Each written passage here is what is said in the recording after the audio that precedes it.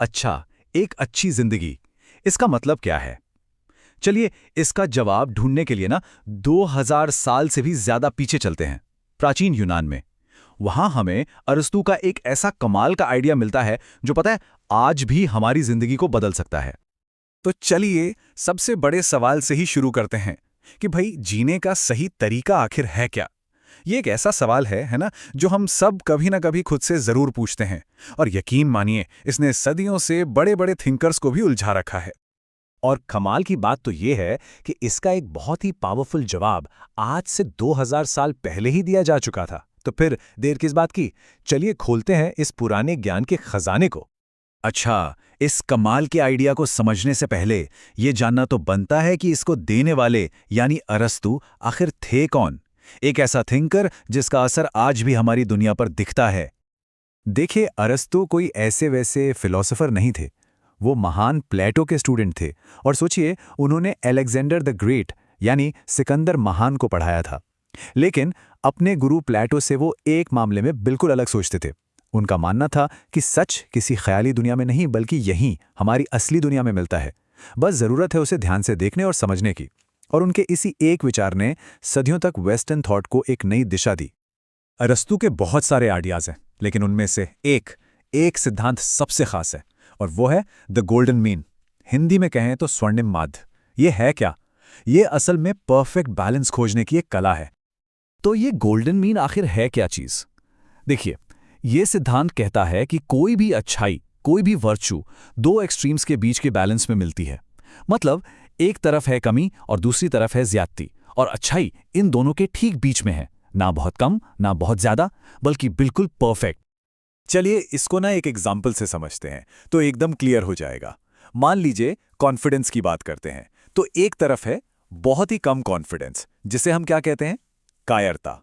और दूसरी तरफ है हद से ज्यादा कॉन्फिडेंस, जो लापरवाही या फिर दुस्साहस बन जाता है। तो फिर इन दोनों एक्सट्रीम्स के बीच का रास्ता क्या हुआ? वो है करज यानी साहस। साहस देखिए ना तो कायरता है और ना ही लापरवाही, बल्कि इन दोनों का एक बिल्कुल सही बैलेंस है। एक और एग्जाम्पल लेते हैं जो हमारी रोज की जिंदगी से जुड़ा है, खर्च करना।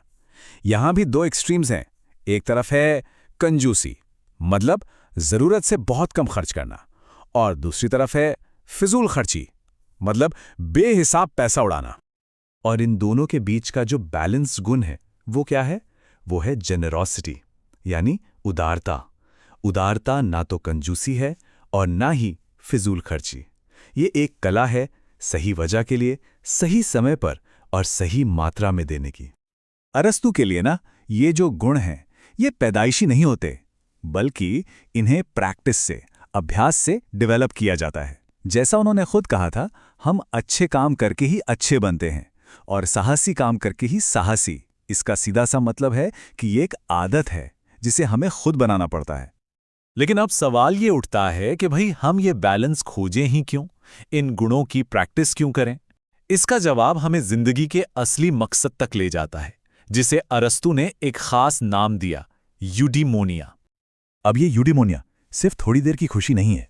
नहीं, ये एक बहुत गहरी, एक परमानेंट वाली संतुष्टि है, जो एक पर्पसफुल और रीजन वाली जिंदगी जीने से मिलती है। इसका सही मतलब है फलना फूलना या एक बेहतरीन जिंदगी जीना। अरस्तू का लॉजिक ना 3 स्टेप्स में समझा जा सकता है। पहला, हर चीज का एक मकसद, एक पर्पस होता है, जिसे उन्होंने टेलोस कहा। दूसरा, इंसानों का सबसे यूनिक मकसद क्या है? अपनी सोचने समझने की शक्ति यानी रीजन का इस्तेमाल करना।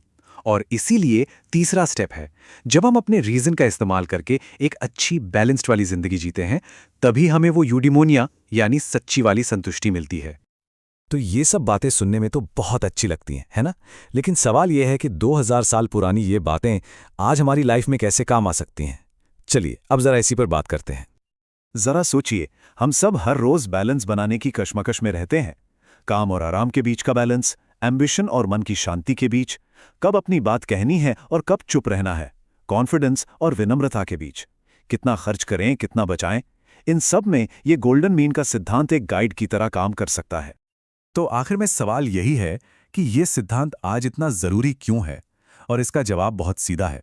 क्योंकि ये एक टाइमलेस लेसन है, एक ऐसा सबक जो कभी पुराना नहीं होता।